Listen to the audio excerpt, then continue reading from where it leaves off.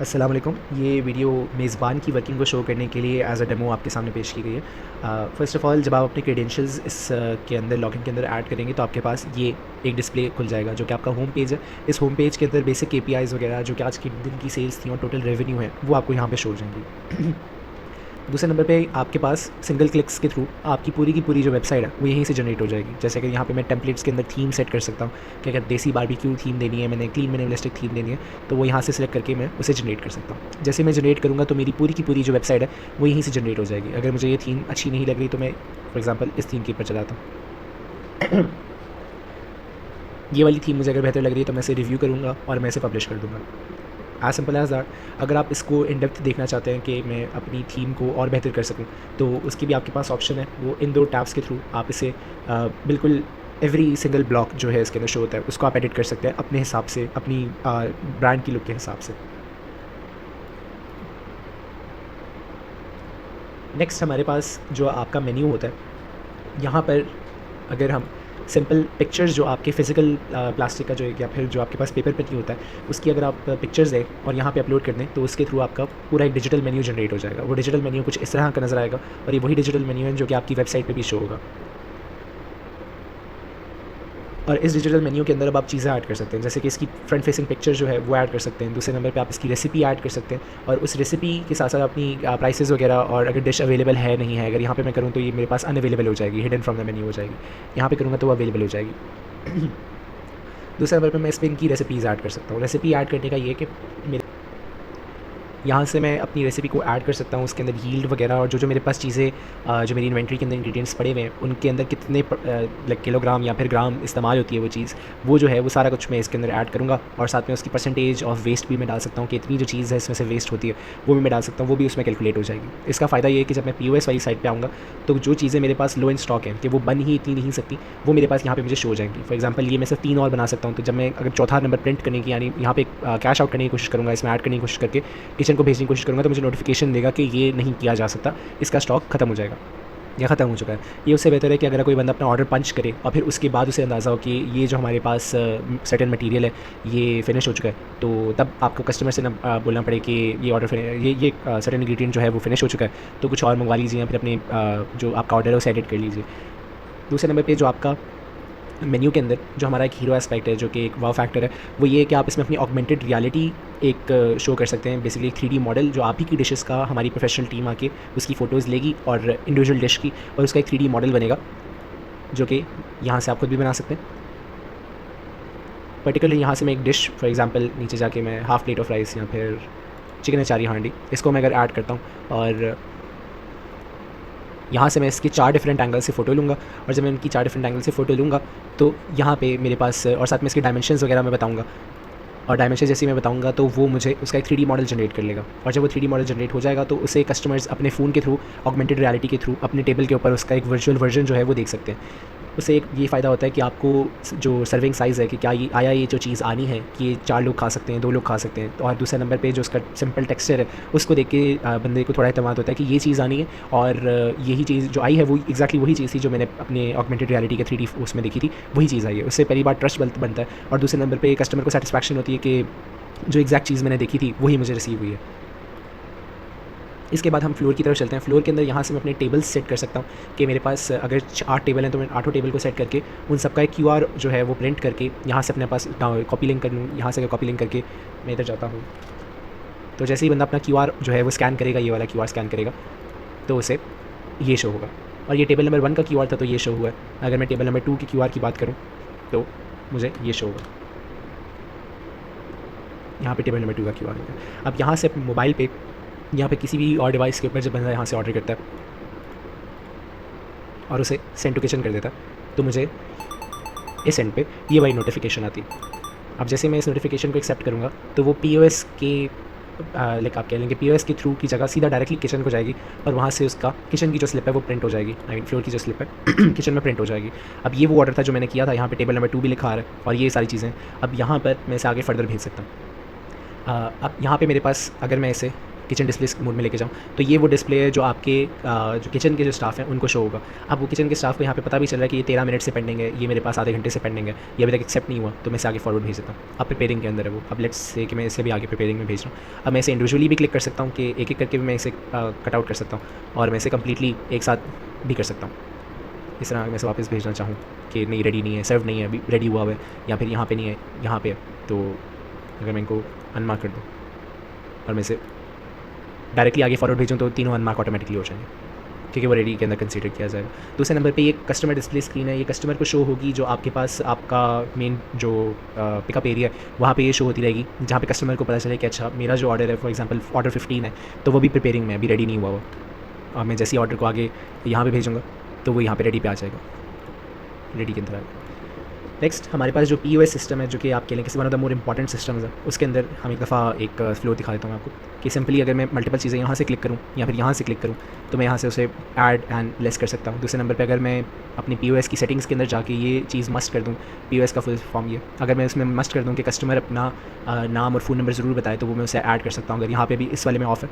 और दूसरे नंबर पे क्विक कैश की भी ऑप्शन है कि मुझे पता चल जाएगा अगर बंदे ने 5,000 रुपये दिया तो ये उसका जो बकाया है वो बनता है, और यहाँ से मैं इसे सेंड किचन कर सकता हूँ। यहाँ पे टेक पेमेंट नाउ भी किया जा सकता है इसे एग्जिट करते हैं, और ये मैंने टेबल 1 के अंदर ऐड किया हुआ था, तो जो टेबल 1 के जो ऑर्डर्स थे उसी के अंदर ही ऐड हो जाएगा। अगर फॉर एग्जांपल मैं टेबल 7 पे जाके करता हूँ तो वहाँ पे वो टेबल 7 को जाके ऐड होगा, टेबल 7 का यहाँ पे पेंडिंग है। मैं टेबल 1 को चेक कर सकता हूँ, टेबल 1 का ये सारी चीज़ें पेंडिंग है, तो मैं टेबल 1 का पूरा कंप्लीट जो बिल है वो सेटल कर सकता हूँ। जब मैं टेबल 1 का बिल सेटल करूँगा तो वो मुझे रिसीट देगा जो कि मैंने प्रिंट करनी होगी, यहाँ से मैं प्रिंट कर सकता हूँ। फिलहाल मैं कैंसिल कर रहा हूँ, मुझे सारे बिल्स की रिसीट मिलेगी क्योंकि मैंने तकरीबन आई थिंक 5 बिल थे इसके, या 4 थे, yes it was 4।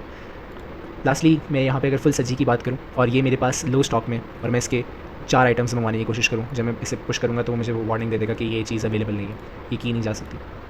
Next moving on to kitchen. Kitchen basically आपका प्रिंटर मैनेजर है। यहाँ पे हमारे पास जितने भी इंडिविजुअल किचन्स को हम लोगों ने प्रिंटर्स प्रोवाइड करने हैं, फॉर एग्जांपल अगर आपका कोई हॉट किचन है तो उसे एक प्रिंटर ऐड होगा, एक कोल्ड किचन है उसको एक प्रिंटर मिलेगा, और आपका जो कस्टमर के लिए जो POS के साथ प्रिंटर होता है उसका एक डिफरेंट प्रिंटर होता है, वो यहाँ से मैं सारे कॉन्फ़िगर करके ऐड कर सकता हूँ। ये हमारी टीम आके ऐड करके देगी, बिकॉज ये आपके सेम इंटरनेट के ऊपर कनेक्टेड होने चाहिए, या फिर एक एथरनेट केबल या फिर डिफरेंट किसी ब्रिज के थ्रू कनेक्टेड होने चाहिए सारे, वो हमारी टीम कॉन्फ़िगर करके देगी।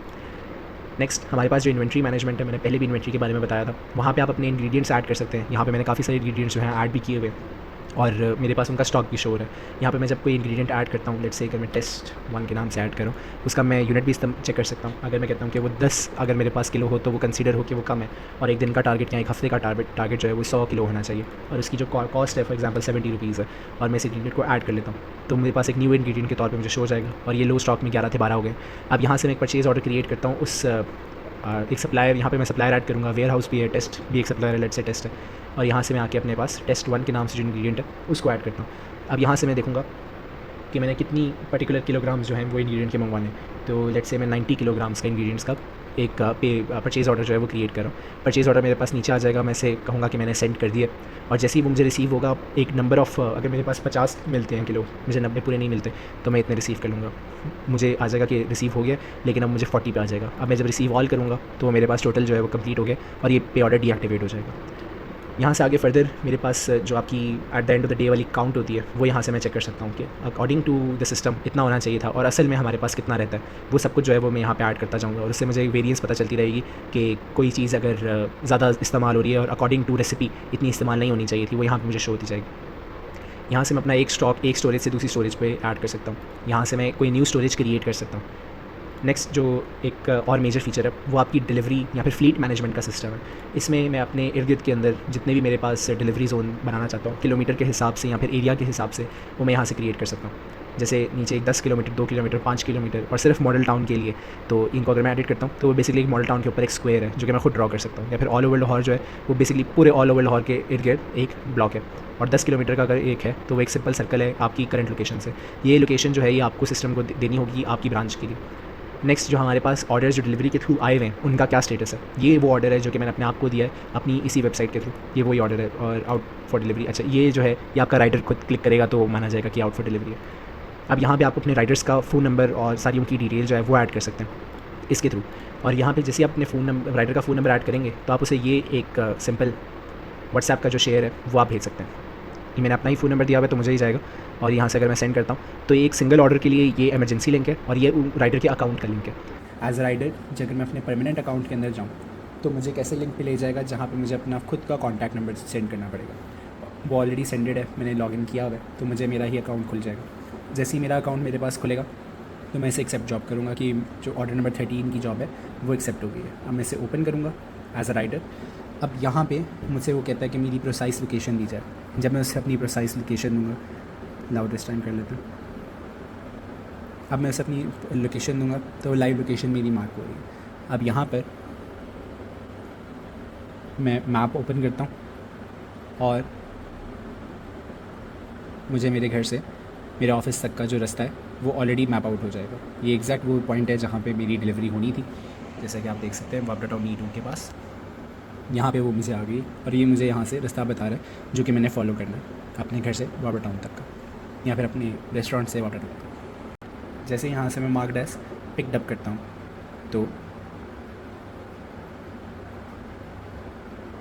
मेरे पास एक वो कोड की पॉइंट आ जाएगा जहाँ पे डिलीवरी, अगर मैं एक वो देना चाहता हूँ, कंफर्मेशन देना चाहता हूँ कि जो डिलीवरी थी वो मिल चुकी है, तो मैं यहाँ से उसकी एक फ़ोटो भी अपलोड कर सकता हूँ। नीचे मुझे एक हैंड ओवर कोड आ जाएगा और ये जो हैंड ओवर कोड है ये यहाँ पर मुझे जहाँ से मैंने ऑर्डर दिया था एज अ कस्टमर वहाँ पे मुझे हैंड ओवर कोड आ जाएगा। यहाँ पे मेरे पास आता है कोड 392930। ये एक हैंड ओवर कोड है।